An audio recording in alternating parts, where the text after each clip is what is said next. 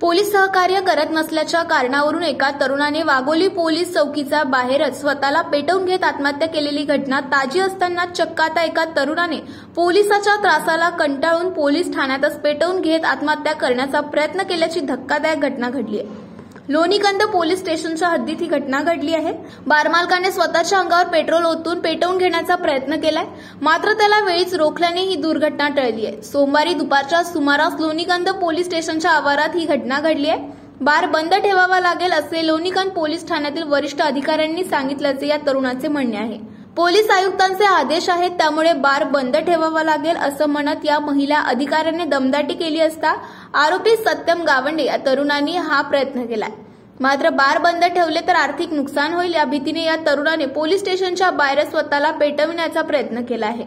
मात्र या ठिकाणी असणाऱ्या पोलीस कर्मचाऱ्यांनी त्याला वेळीच रोखल्याने ही दुर्घटना टळली आहे। दरम्यान या संपूर्ण घटनेचे व्हिडिओ या तरुणाच्या मित्रांनी मोबाईलमध्ये काढले होते, मात्र पोलिसांनी मोबाईल जप्त करून हे सर्व व्हिडिओ डिलीट करण्यास भाग पाडल्याचा आरोपही तरुणाने केलाय।